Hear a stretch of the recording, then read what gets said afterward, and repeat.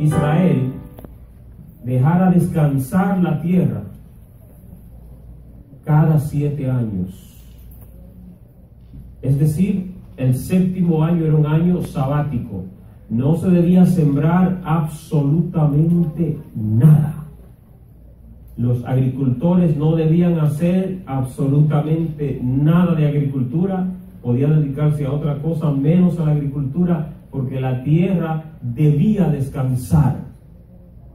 ¿Y qué iban a comer? Bueno, en el 6º año iba a haber doble bendición para que tuvieran guardado para el 7º año de descanso.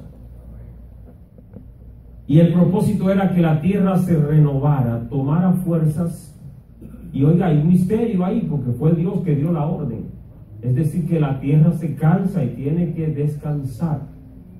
Ok, por eso quizás nuestros alimentos no son tan potentes como los de aquellos tiempos. Porque hoy en día no se le da descanso a la tierra.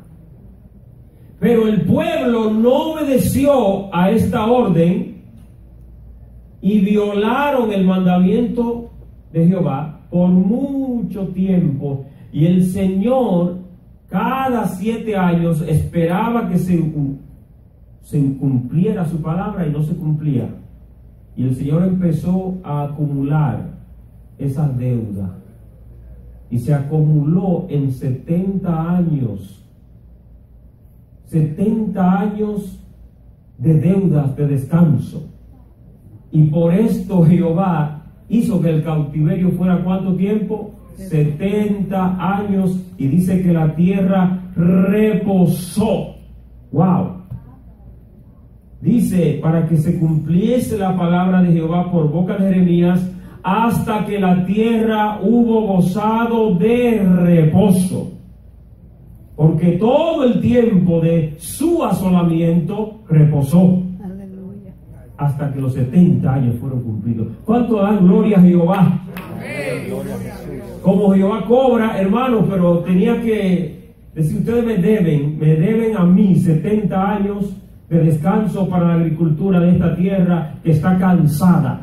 Va a descansar 70 años porque ustedes no van a estar aquí, estarán en el exilio en Babilonia. ¡Wow! Es un estudio para seguirlo otro día, pero esto es precioso. Los misterios de Dios, la palabra de Dios. Amén. ¿Dicen amén? Amén. En esta hora pues nos gozamos, tenemos una visita que queremos reconocer. Ramona Ramos, puede ponerse de pie y saludar. Buenas noches, bienvenida. ¿Y de dónde viene? Oh, creí que venía de un lugar lejano, pero gloria a Dios, aquí está. Qué bueno, le damos la bienvenida. Amén. Y esperamos que si no tiene un lugar donde congregarse, usted considere este lugar como parte de su familia. Amén. Bienvenida, gloria al Señor. Si hay alguna otra visita que no tengamos su nombre, puede levantar su mano y saludar. ¿Sí? ¿Su nombre? Benjamín, bienvenido en esta noche. ¿Alguien más? ¿Sí? Gloria a Dios, que bueno que está aquí. ¿Alguien está aquí de visita? Bien, nos gozamos de tenerle por aquí. Amén. Amén, gloria a Dios. Aleluya. Muy bien, nos gozamos con estos hermanos preciosos que están aquí con nosotros. ¿Cómo les saluda la iglesia?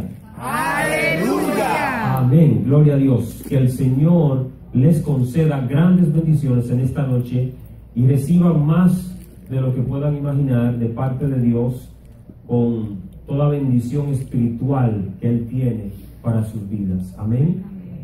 Ahora, en esta preciosa noche, vamos a continuar pues adorando al Rey de Reyes, al Señor de Señores, con nuestras ofrendas. Gloria al Señor.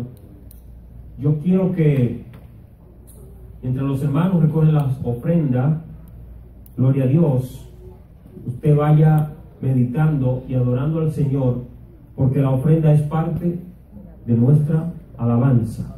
Amén. Esperamos que cuando usted dé, no lo haga por costumbre, un hábito, sino porque ha venido con propósito de darle su adoración al Señor con sus bienes. Gloria a Jesús. Vamos a adorar al Rey de Reyes. Santo Dios. Señor, en esta hora te bendigo, te exalto. Cristo, yo te amo.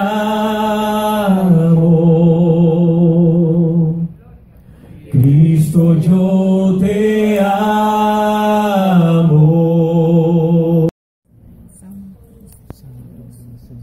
Quiero anunciarles que mañana, gracias, así está bien. Mañana comienza, ¿qué comienza mañana? La campaña. Campaña evangelística frente a este santuario. Ahí afuera, por la fe, vamos a estar predicando la palabra de Dios y queremos que usted nos apoye un 100% con sus rodillas. Ore, clame, pida, interceda, porque hay guerra espiritual fuerte. Amén. Amén. Gloria a Dios. Bendito Dios. Pero cuando hay guerra, es que hay una victoria que ganar. ¿Quién es el que está en victoria? El que ha vencido. Amén. Y si ha vencido es porque ha peleado con un adversario. Alaba al Señor. Así que no le tenga miedo al enemigo. Siga peleando, clamando y creyendo que el Señor está con nosotros. Bendito es el Señor. En esta preciosa noche vamos a entrar en un nuevo libro de las Escrituras.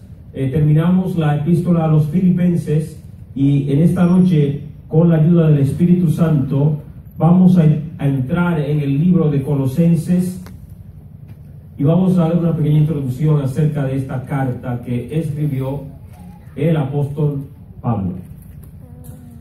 Aunque el apóstol Pablo nunca había visto a los hermanos de Colosa, lo más probable es que esta obra, esta iglesia, fue iniciada debido a su trabajo en Éfeso, que no estaba lejos de allí.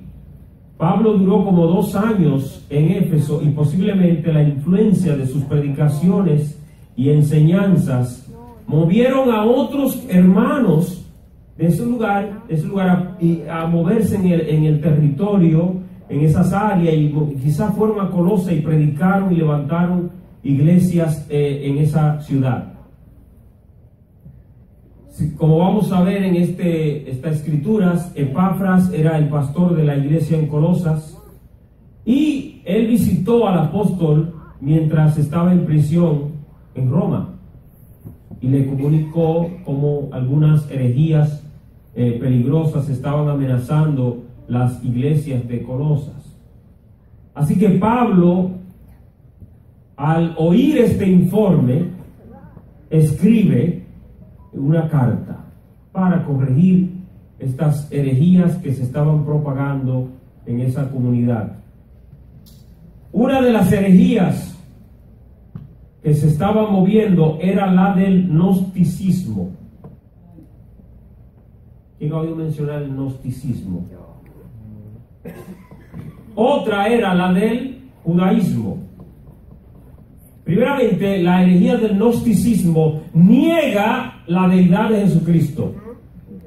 Cada vez que usted encuentre a alguien que niega que Jesucristo es Dios, está bregando con un espíritu que viene desde aquel tiempo.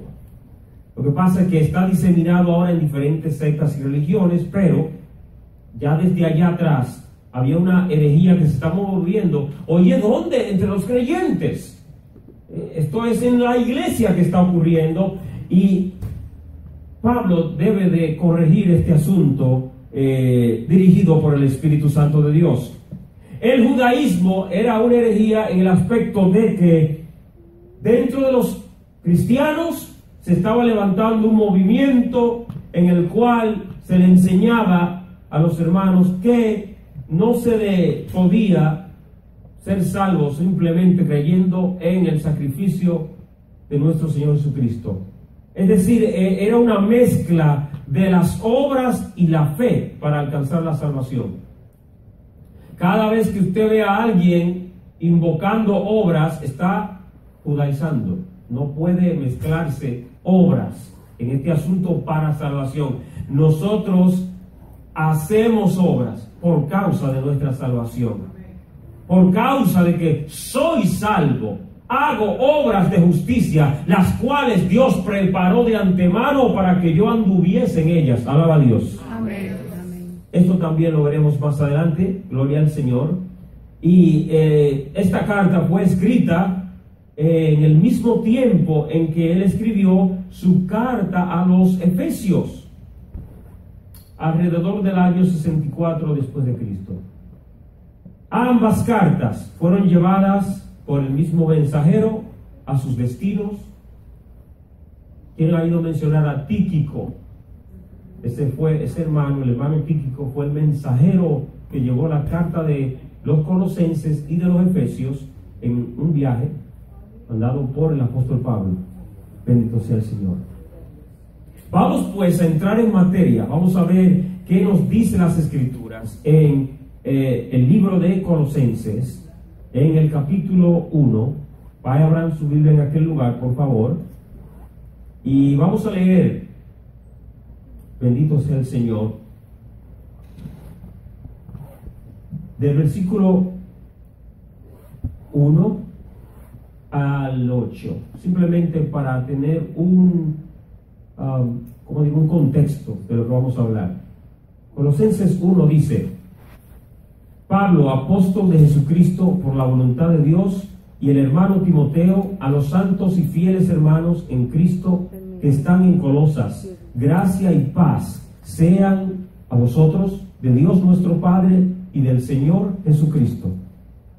Siempre orando por vosotros, damos gracias a Dios, Padre de nuestro Señor Jesucristo, habiendo oído de vuestra fe en Cristo Jesús y del amor que tenéis a todos los santos, a causa de la esperanza que os está guardada en los cielos, de la cual ya habéis oído por la palabra verdadera del Evangelio, que ha llegado hasta vosotros, así como a todo el mundo, y lleva fruto y crece también en vosotros, desde el día que oísteis y conocisteis la gracia de Dios en verdad, como lo habéis aprendido de Epafras, nuestro consiervo amado, que es un fiel ministro de Cristo para vosotros, quien también nos ha declarado vuestro amor en el Espíritu. Amén.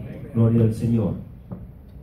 Ahora vamos a ir explicando estos versículos uno por uno para entrar en materia de qué el Espíritu Santo nos quiere decir en cada palabra que es de gran importancia para nosotros en esta noche.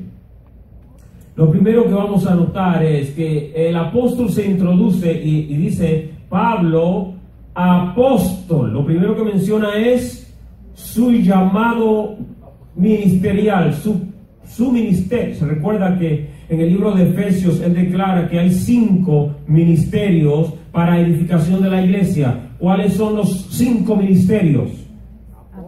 Apóstol, maestro. Amén. Muy bien. Apóstol, maestros, profetas, evangelistas, pastores. Amén. Los 5 ministerios.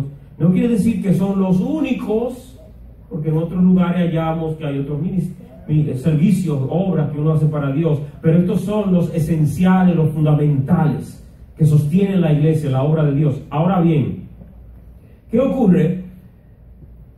Pablo dice apóstol de Jesucristo. ¿Y sabe por qué es necesario que él haga esto? Porque él va a escribir una carta donde va a corregir ciertas doctrinas, puntos doctrinales. Es una carta de enseñanza. Y es necesario que él establezca su autoridad apostólica, porque él va a escribir con una autoridad y unas palabras, y va a dar unos consejos que los oyentes, cuando se leyera esa carta en la iglesia, van a decir y van a preguntar: ¿y quién es ese hombre? ¿Y quién es él para decirnos a nosotros lo que debemos hacer? Y él, con la autoridad de apóstol, tiene esa autoridad de parte de Dios para dirigir la iglesia y decirle al pueblo cuál es el sendero en que debían andar. Y hay muchos que se hacen llamar apóstoles o pastores o profetas, pero él dice aquí: yo no me llamé yo. Yo soy apóstol de Jesucristo por la voluntad de Dios. Aleluya. Es importante que en tu vida y en mi vida se haga ¿qué cosa? La voluntad de Dios. Amén. Que si tú vas a hacer una obra en el reino de Dios, sea por la voluntad de Dios. Amén. No porque yo decido que voy a lanzarme al ministerio, cualquiera que sea el ministerio, y aquí estoy. Yo creo que tengo el llamado a ser evangelista. Creo que Dios me llamó a hacer campañas en los grandes estadios del mundo. Vamos a ver si rentamos el Yankee Stadium. No, hermano, eso no es así. Hay que estar seguro de que es la voluntad de Dios. Amén. Amén. Que hagamos tal o cual cosa, cualquiera que sea la tarea. Si fue Dios que te llamó, no es grande, porque para Dios nada es grande. Gloria al Señor. Aleluya. Ahora dice: y el hermano Timoteo a los santos y fieles hermanos. Es decir, Timoteo estaba con él, y él incluye a este colaborador de él en este saludo. Y es un saludo que le da a los santos y fieles hermanos en Cristo que están en Colosa, y que ahora este saludo es para nosotros, porque hasta aquí llegó la carta. El Espíritu de Dios nos la trajo a nosotros ahora. Gloria al Señor. ¿Y qué dice el Espíritu Santo a ti y a mí? Gracia y paz sean sobre ustedes, Amén. de Dios nuestro Padre y del Señor Jesucristo. Este es un saludo común en las cartas de Pablo, pero si el Espíritu de Dios incluye esto y lo repite tantas veces, yo creo que debemos de bendecirnos más frecuentemente con ese saludo, ¿verdad que sí? Gracia y paz sobre tu vida. Amén. Amén. Gloria a Dios. La gracia te ayuda a andar en victoria. La gracia te sostiene. La gracia te mantiene firme. La gracia te levanta cuando te caes. Gloria a Dios. Y la paz de Dios guarda tus pensamientos, guarda tus emociones, te mantiene tranquilo en victoria. Gloria al Señor. Es importante la gracia y la paz de Dios. Y dice él: siempre orando por vosotros, damos gracias a Dios. Si hay algo que no debemos dudar, es que el apóstol Pablo era un hombre de oración. Porque para él haber obtenido la victoria que obtuvo, para haber logrado impactar el mundo para Cristo, debía de ser un hombre que habitara en la presencia de Dios. Y no hay otro medio de tú estar en la presencia de Dios sino a través de la oración. Amén. Ese es el medio de comunicación con el trono de la gracia. Es importante que tengamos esa disciplina, no sé cómo qué más llamarle, que nosotros entendamos que como el oxígeno de nuestro espíritu, la oración para poder estar en vida, porque aquí nuestra vida es Dios, y si estamos separados de Él, estamos en muerte. ¿Y qué nos mantiene en victoria? El estar unido, pegado a Él. Jesús lo dijo, que si estamos separados de Él, nada podemos hacer. Para estar unido a Él, para estar pegado a Él, hay que estar en comunión continua, hablando continuamente con Dios. Y como Él está siempre en oración, Él puede en todo tiempo interceder por diferentes hermanos, por diferentes iglesias, por diferentes ciudades. Y en todo tiempo, note que lo mismo que está diciendo aquí, se lo dijo en la carta anterior a los filipenses, que él oraba siempre por ellos. También a los efesios le dijo: yo clamo, yo oro, yo pido por ustedes también.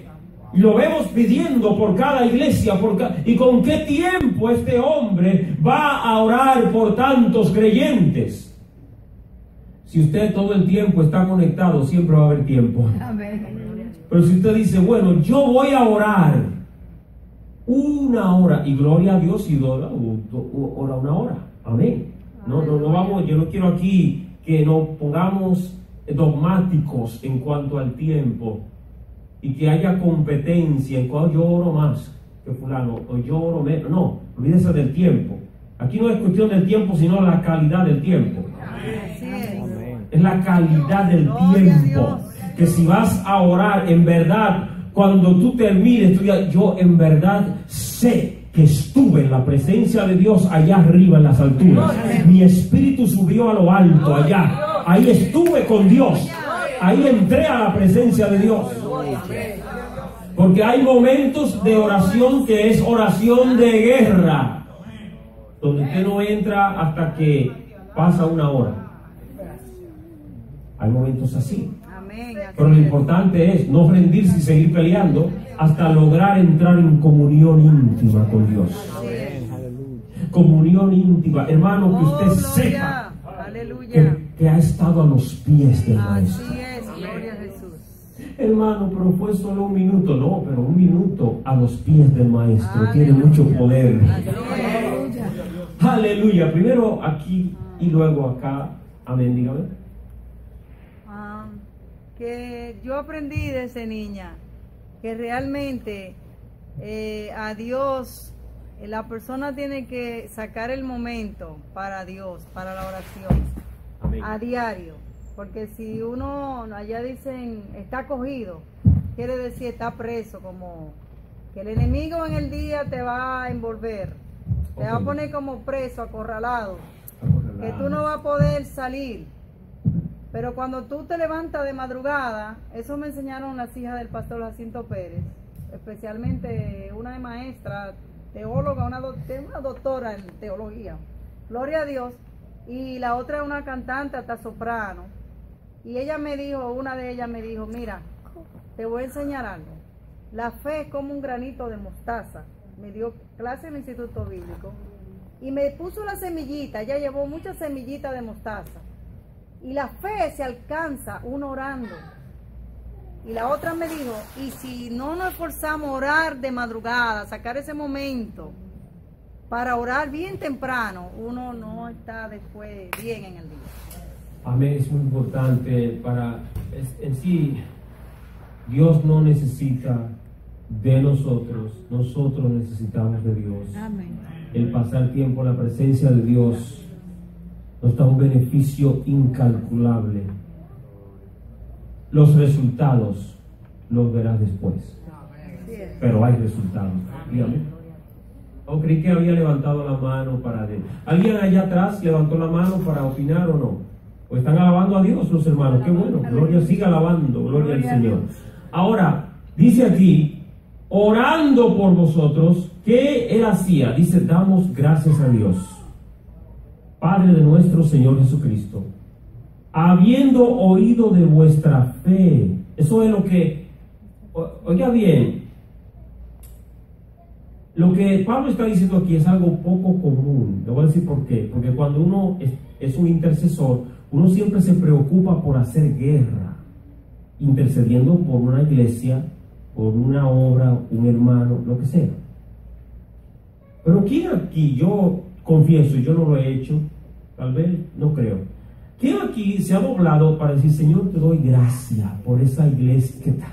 O por el hermano fulano, wow, me gozo, Señor, de que este hermano tiene una fe terrible. Y uno empieza a hablar con Dios y simplemente a darle gracias. Damos gracias a Dios por ustedes. Cuando yo oro, yo doy gracias. Al oír de la fe de ustedes, porque Él no los conocía a ellos, recuerden, Él no los conoce.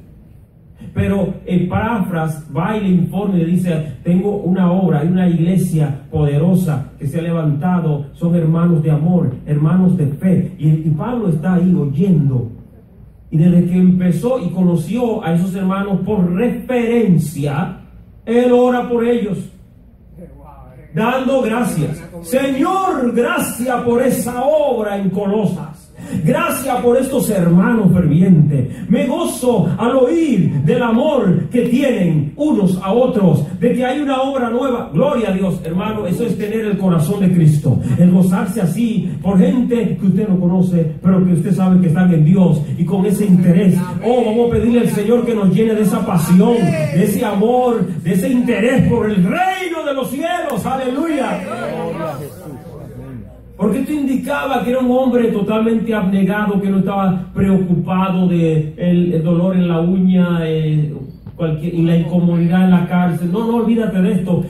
Lo mío es del reino. Mi comida, Jesús dijo, mi comida es que haga la voluntad del que me envió. Gloria a Dios. En otra palabra, esa es mi satisfacción. Y así estaba Pablo, que se gozaba solamente al oír de ellos. Eso a mí me impacta. Gloria al Señor. Y luego sigue diciendo el versículo 5. Gloria a Dios. Bueno, dice que en el 4, y del amor que tenéis a todos los santos. 5, a causa de la esperanza que os está guardada en los cielos. Hay una esperanza guardada, y esa palabra guardada es como si fuera un tesoro que está escondido. Aleluya. De la cual ya habéis oído por la palabra verdadera del evangelio. Bueno, tenemos una esperanza. Nuestra esperanza es el regreso del Señor Jesucristo. Amén. A levantarnos. Aleluya. Para estar con Él para siempre. Aleluya, gloria a Dios. La iglesia no tiene un evento más importante en el futuro que ese. Ese es el evento profético más importante para todos nosotros. Amén. El arrebatamiento de la iglesia, que nos va a transformar y nos va a dar un cuerpo nuevo de gloria, semejante al de nuestro Señor Jesucristo, para estar eternamente con Él. Aleluya. Y dice el siguiente versículo, que ha llegado hasta vosotros, o sea, la palabra verdadera del evangelio, que ha llegado hasta vosotros, así como a todo el mundo. ¿Cómo dice Pablo que ha llegado a todo el mundo? La palabra del evangelio. Bueno, lo que ocurre es que Pablo había alcanzado varias regiones claves del Asia Menor, que estaban ya bajo el dominio del Imperio Romano, y de una manera virtual, de una manera indirecta, él había impactado los puntos más importantes del imperio. Y al alcanzar el imperio, estaba alcanzando el mundo. El cristianismo transformó el Imperio Romano, hermanos. Si usted estudia la historia del Imperio Romano, recuerde que en el tiempo de los apóstoles están los emperadores acabando y deshaciendo y haciendo estragos. Hubieron varios emperadores que eran locos. Calígula era uno.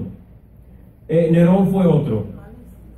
Eran gente terrible. Y luego persiguieron, cuando el evangelio empezó a multiplicarse, empezaron a perseguir la iglesia y a hacerle guerra. Alrededor de 300 años de guerra contra la iglesia. Bendito Dios. Yo diría que hubo en ese tiempo, empezó a haber un cambio. El evangelio siguió creciendo y llegó a un punto donde ya el imperio no pudo evitar el crecimiento del evangelio. Y ustedes saben que luego se convirtió el emperador Constantino, y después de esto cesó la persecución y el imperio fue cristianizado, lo cual es un tema para otro día. Lo que ocurrió después de eso, que fue el surgimiento y la formación de la Iglesia Católica y todo lo demás que trae la historia de la Iglesia, que es bien complejo. Pero en ese tiempo, cuando se convirtió el emperador, la Iglesia seguía siendo la Iglesia. La Iglesia seguía siendo firme, la doctrina seguía firme. Amén. y luego los cambios fueron viniendo paulatinamente, no fue de un día a otro. Gloria a Dios. Pero, ¿qué ocurrió? El cristianismo extendió la vida del imperio, porque el imperio romano estaba en decadencia a causa de la promiscuidad y la maldad. Y por eso, esas fueron parte de las razones por las cuales cayó en destrucción. Pero el mundo fue impactado porque un apóstol junto a los demás creyentes alcanzaron ese mundo, alcanzaron esa región para Cristo, y el evangelio llegó hasta nosotros hoy por causa de ellos. Alaba a Dios. Dice que este evangelio lleva fruto y crece también en vosotros desde el día que oísteis y conocisteis la gracia de Dios en verdad. Y yo marqué esta palabra, conocisteis, porque recuerde que una de las herejías que él va a guerrear, que va a confrontar, es la del gnosticismo. La palabra gnosticismo viene del griego gnosis, y la palabra gnosis significa conocimiento. Los gnósticos son gente que pretenden llamarse la gente del conocimiento, que ellos son sabios, que saben cosas secretas de Dios y del mundo espiritual. Realmente realmente es una secta que ellos tienen una mezcla de creencias, pero ya vemos, como estábamos hablando, que no creen en la deidad de Cristo, y hay otras cosas más que no vamos a entrar en materia, pero en las cuales están confundidos. Pero Pablo aquí va a hablar a ellos del conocimiento verdadero, el conocer el evangelio, el conocer la gracia de Dios. Ese es el conocimiento que debemos buscar en Cristo Jesús. Dice el 7: ¿cómo lo habéis aprendido de Epafras, nuestro consiervo amado, que es un fiel ministro de Cristo para vosotros, quien también nos ha declarado vuestro amor en el Espíritu? Es decir, Pablo reconoce que este hombre como pastor había hecho un buen trabajo en la enseñanza de la palabra, y él le había contado al apóstol, gloria a Dios, el amor que estos creyentes tenían en el Espíritu, dice la palabra de Dios. Entonces, amados, tenemos aquí, gloria al Señor, que el apóstol está reconociendo desde el principio del versículo 3 en adelante. Él está reconociendo quiénes son estos creyentes y la fe que ellos tienen, el conocimiento que tienen en el Señor. Bendito sea el Señor. Ahora vamos a ver algo muy poderoso en el versículo 9. Dice: por lo cual también nosotros, desde el día que lo oímos, no cesamos de orar. Ahora él va a hablar de unas peticiones poderosas. No cesamos de orar por vosotros y de pedir que seáis llenos del conocimiento de su voluntad en toda sabiduría e inteligencia espiritual. Amén. Amén. Desde que oímos de la fe que ustedes tienen, no cesamos. Es un hombre de oración. Para él decir eso, no dejamos de orar, no paramos la oración por ustedes, sigue la intercesión, seguimos clamando.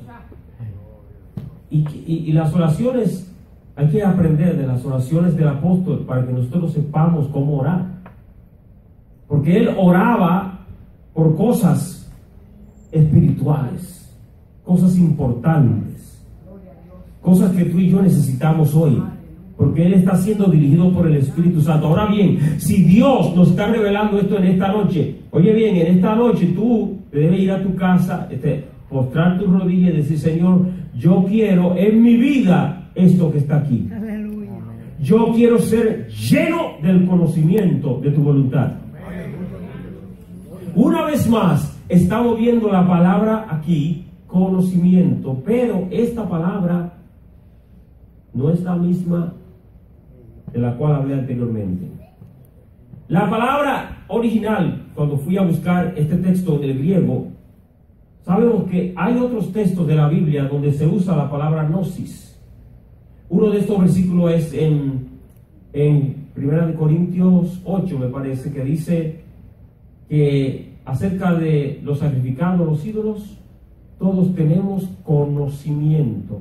El conocimiento envanece, pero el amor edifica. Y la palabra conocimiento allí, me parece que es la palabra gnosis, si no estuve equivocado.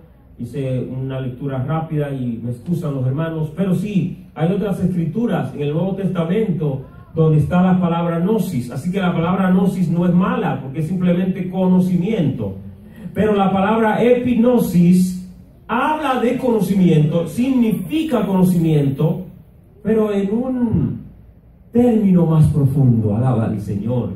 Porque ya no es simplemente conocimiento de información, sino conocimiento aquí en el corazón, donde tú lo conoces en tu espíritu. Alaba a Dios. ¿Sabía usted que hay un conocimiento que es en la cabeza y hay otro que en el corazón? Aleluya. Sí. Y los dos son conocimientos. Pero es bueno cuando tú conoces. Ejemplo. Si usted, hay gente que conoce bien, de memoria, letra por letra, Juan 3:16 en la cabeza. Pero cuando llegas a epignosis, a conocer personalmente lo que es ese amor de Dios en tu vida, tú tienes un conocimiento que va más allá del intelecto. Es un conocimiento que va profundo.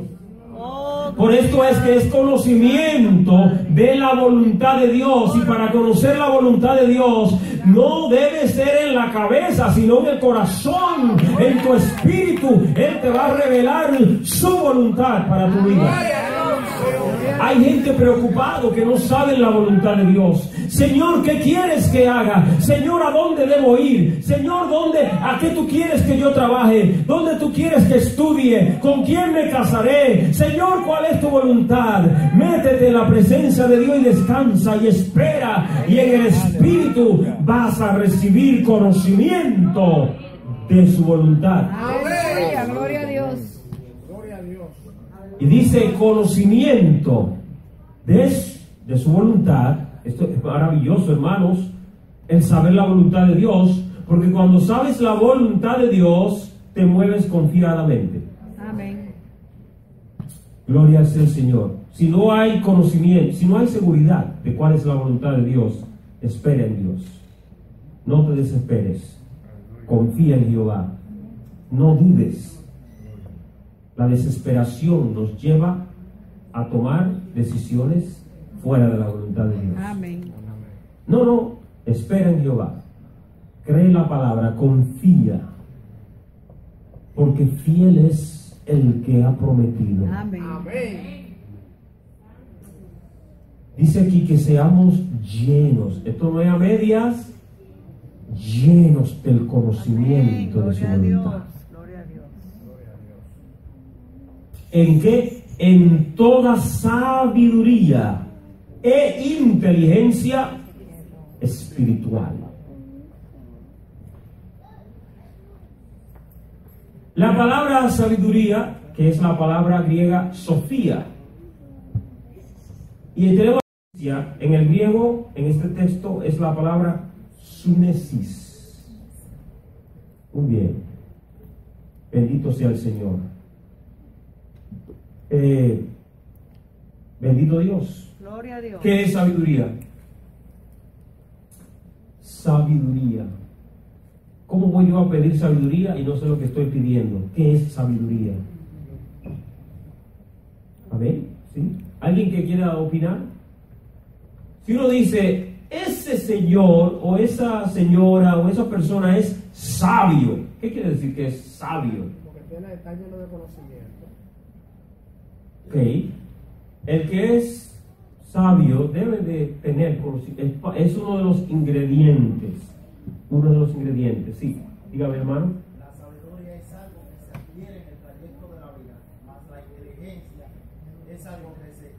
adquiere por medio de lectura, pero la sabiduría es algo vivido, que usted lo adquiere por la vivencia propia. Ok, gloria al Señor. Muy bien. ¿Alguien más? Dígame, hermano. Sabiduría para mí es cuando tú sabes discernir entre el bien y el mal. Alabado sea el Señor. Eso es sabiduría. Amén. Muy bien, gloria a Dios. Por último, sí. Dice la palabra de Dios que el principio de la sabiduría es temor a Jehová. En otra Biblia dice, el principio de la sabiduría es el temor de Jehová. Muy bien. Entonces, es decir, que cuando nosotros conocemos lo que es sabiduría es porque hay un temor. Las personas que ya, la inteligencia son las personas que adquieren el intelectualismo. Bueno, amén, todo eso es importante y uno estudia y se prepara para eso. Pero la sabiduría es ya lo más profundo, que dicen, pero esa persona, wow, es una inteligencia, es sabia, es porque el temor de Dios hace la diferencia para ya no la persona excederse. ¿Cuántas personas inteligentes dicen, pero cómo esa persona tan intelectual, tan inteligente hizo eso? Porque no había un temor de Dios, pero el que es sabio, que teme a Dios, excede todo lo demás. Bien, amén. Dígame, hermana, sí. También la sabiduría podemos entender algo sobre ella o con ella, es que cuando hay sabiduría de Dios, se conocen los tiempos de Dios y cuando es la voluntad de Dios para tomar cierta decisión o acción. El llamado o cualquier llamado que se le dé a uno en su ministerio, lo que sea, para tener cuenta de no plagiar lo que vaya a hacer, porque acuérdense que vamos a trabajar. No modificado la palabra, vamos a trabajar. Entonces, cuando se conecta uno con Dios, conoce de Dios, espera en Dios, entonces ahí se va a poner a trabajar, dirigido por ese Dios, y ahí se nota el estado de esa sabiduría. Parece que Salomón, cuando fue llamado, cuando oró, pidió sabiduría para trabajar con él. Era con un pueblo grande que iba a trabajar, porque es muy importante la sabiduría para poder enfrentar. Muy bien. Entonces la sabiduría es lo que te permite a ti vivir correctamente delante de Dios, porque te ayuda a tomar las decisiones correctas delante de Dios. El que es sabio se cuida de cómo vive y qué decisiones toma. La sabiduría te libra de caer en el hoyo, de cometer errores, de caer en trampas. ¿Sabía eso? Porque el que es sabio de una vez detecta dónde está el error y dónde está el mal, dónde está esa trampa. Gloria a Dios. Ahora, fíjate lo que es la inteligencia natural en una persona. Cualquier persona que tiene la habilidad de aprender tiene inteligencia. Amén. No importa si tu inteligencia es menos que la de otro, porque cada quien tiene facultades diferentes. No importa, lo importante es todos, si tenemos la mente normal, somos inteligentes, tenemos inteligencia. En el mundo americano existe lo que se llama el IQ test, que es una prueba del cociente de inteligencia y la gente le gusta mucho hablar de esos asuntos. Pero si tienes un IQ más grande que el de Einstein, pero no teme a Jehová, de nada sirve. Amén. De nada vale ser un superdotado de grandes conocimientos científicos y no tener a Jehová en el corazón. Eso es necedad. Ahora dice aquí, la inteligencia es la capacidad de adquirir y aplicar conocimiento. Inteligencia, capacidad de adquirir y aplicar conocimiento, la facultad de pensamiento y razonamiento. Esto es inteligencia. Ahora recuerde que el texto dice, en toda sabiduría e inteligencia espiritual. Hay una inteligencia natural y hay una inteligencia espiritual. El Señor aquí desea que tú y yo adquiramos también inteligencia espiritual, la capacidad de adquirir el conocimiento de la palabra y aplicarlo a nuestra vida. La capacidad de conocer los caminos de Dios y caminar de acuerdo a su voluntad. Eso es inteligencia espiritual. Oh, gloria a Dios. Y la Biblia dice que en este camino nadie se ha de extraviar, porque por torpe que sea, no se extraviará, dice la palabra de Dios. Porque Él te da sabiduría e inteligencia espiritual. Tú tienes capacidad de aprender. He visto gente que no sabe leer. Hermanos, yo he visto eso. Personas que no saben leer y predican un mensaje poderoso y mandan a alguien, léeme ahí donde dice esto, esto y lo otro. Léeme. Y otra persona lee y ellos predican, alaba al Señor. Y esa persona que no sabe leer ni escribir tiene sabiduría espiritual que sobrepasa a la de los maestros más grandes de las universidades, alaba al Señor. Aleluya. Bendito Dios. Gloria a Dios. El Señor anhela esto en nosotros. Por esto es parte de esta petición que el apóstol está pidiendo por la iglesia, que el Espíritu de Dios pone en su corazón y que ahora es para nosotros también. Así que vamos a pedir a Dios, primero, ser conocimiento, ser llenos del conocimiento de su voluntad, en toda sabiduría e inteligencia espiritual. Oye, ¿qué va a provocar esto en tu vida? ¿Qué resultado te va a dar el tú tener esta bendición de parte de Dios? Para que andéis como es digno del Señor, agradándole en todo, llevando fruto en toda buena obra y creciendo en el conocimiento de Dios. Aleluya.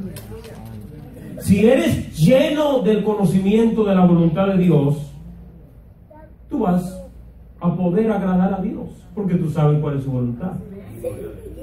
Si ignoras la voluntad de Dios, vas a estar metiendo la pata, ofendiendo sin darte cuenta. Ahora déjame decirte algo: el tú ignorar la voluntad de Dios no te excusa delante de Dios. Ay, Señor, yo no sabía tu voluntad y por eso pequé y ni sabía que estaba pecando. No, no, no, no, no. Porque aquí hay personas que han ido a la corte y van con el ticket y le dicen al juez, yo no sabía que estaba rompiendo la ley. Y hay veces que el juez puede dejarlo ahí, pero hay jueces que lo que dicen es, ignorancia de la ley no le da permiso a romper la ley, pague tanto, y ahí se va. Gloria a Dios. Lamentablemente es así. Es decir, es nuestro deber, debemos nosotros de asegurarnos de estar en la voluntad de Dios. ¿Para qué? Para andar como es digno del Señor. Hay gente andando indigno en el Evangelio. Indigno, ¿por qué? Porque avergüenzan el Evangelio de Dios. Amén. Con su testimonio. Bendito sea el Señor. Comportamiento. Su comportamiento deja mucho que desear. Y hay gente que a mí me da deseo de decirle, por favor, no predique. No predique. No predique, por favor. Hermano. ¿Por qué? Porque con el estilo de vida que tiene, es mejor que sea un cristiano en secreto. Hasta que se arregle y luego sí. Amén. ¿Verdad que sí, hermano? Porque esa gente que te ve predicando, luego te señala y dice, mira quién está predicando. Es una realidad. Gloria a Dios. Amén, así es. Amén. Una de las cosas que está a nosotros los cristianos que nos está más, yo digo más ayudando, es el desespero. Y hay gente que están hasta en la línea y tú lo estás mirando y usted lo ve que son cristianos, pero no pueden esperar, están así, ansiosos, nerviosos, como que quieren, ay no, porque me tengo que ir, no, que tengo que ir. Y nosotros tenemos que aprender a esperar, porque esa palabrita está afectando mucho a la persona. No pueden esperar en ningún sitio. Están en un appointment y tienen el médico, ay Dios mío, ¿qué tengo que hacer esto? Y que sí, que yo ponte a leer, ponte a hacer algo, llévate algo en la cartera y da la voluntad de Dios. Amén. No podemos andar en la corriente de este mundo, amén, que es contrario a la voluntad de Dios y la palabra de Dios. En el versículo 11 dice: fortalecidos con todo poder, conforme a la potencia de su gloria, para toda paciencia y longanimidad. El Señor quiere darte fortaleza en el espíritu, para que con esa fortaleza espiritual, oye bien, dice aquí, conforme a la potencia de su gloria, porque la gloria de Dios habita en tu vida y en mi vida cuando somos templo del Espíritu Santo, amén. Y la potencia de su gloria te quiere fortalecer, pero no es para que te saque la lotería o para que compre un Mercedes-Benz, para la tontería, que hay gente buscando poder de Dios y gloria de Dios para buscar cosas materiales, basura de este mundo, vanidades. Dice aquí, es para qué, para toda paciencia. Wow. Es decir, para que tú puedas esperar en Dios con la paciencia de Dios, sin estar intranquilo. La hermana acabó de hablar de que gente desesperados, inquietos, que da mal testimonio. Lo que predica más fuertemente en este mundo es el testimonio personal de la persona. Y cuando las personas te ven a ti en medio de la tormenta, pero te ven en paz, esperando con paciencia la gracia de Dios sobre tu vida, están viendo la gloria de Dios en ti, están viendo que Dios es real y quieren de eso que tú tienes. Amén, gloria a Dios. Y dice aquí, con toda paciencia y longanimidad. Longanimidad es uno de los frutos del Espíritu, que también significa esto, la habilidad de esperar, de sufrir sin entrar en desesperación. Eso es longanimidad.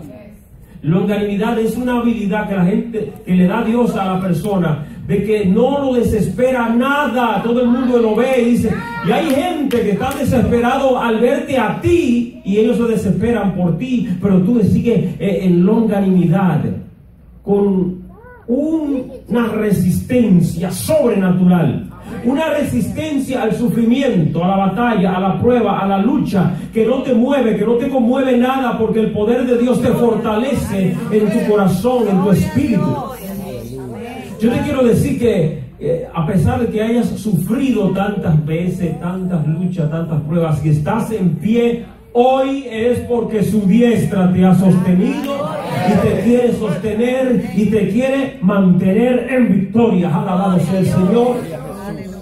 Y quiere fortalecer tu espíritu hoy para darte toda paciencia y longanimidad. Porque la longanimidad, que es la habilidad sobrenatural de esperar largo tiempo a través de padecimientos, esa longanimidad trae una recompensa, trae una victoria, trae un premio que es fiel, que es verdadero de parte de Dios para tu vida.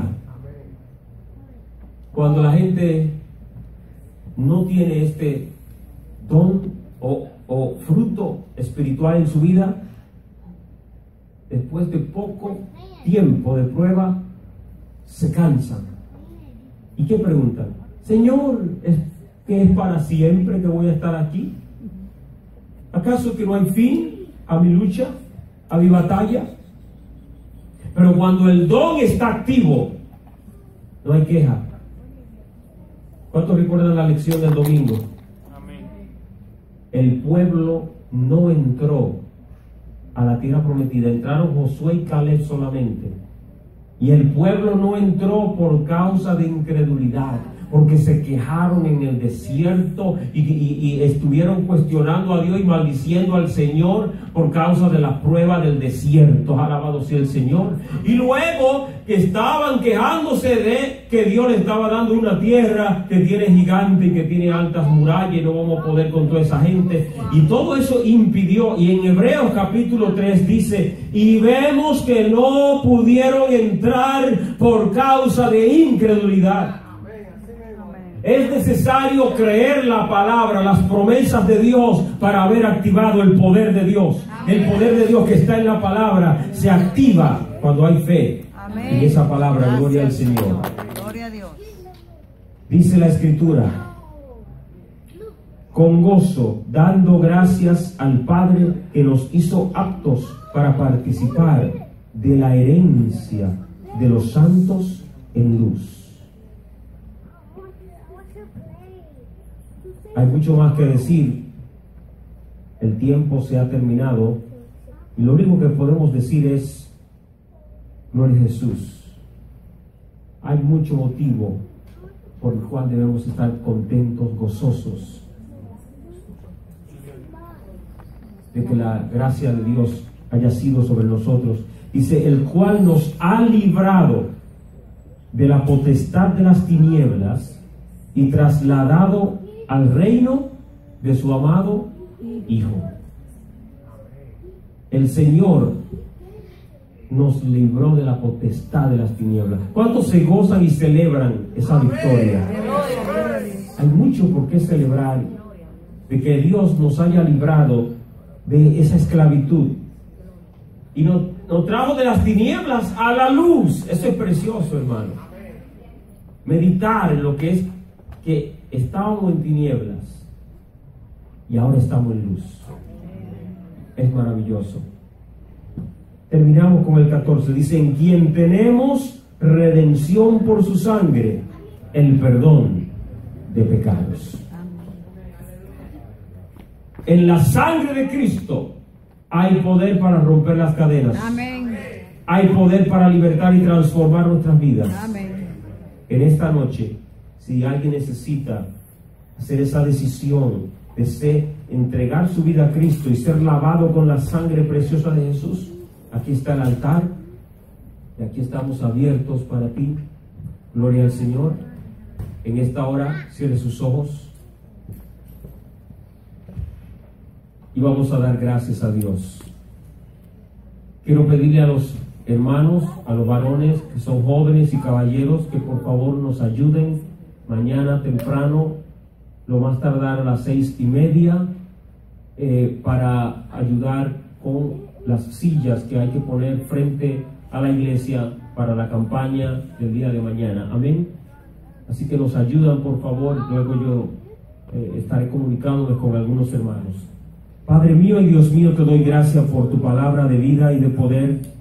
Y en esta hora, Dios mío, yo pido que tú la hagas dar el fruto y surgir el propósito por el cual la has enviado.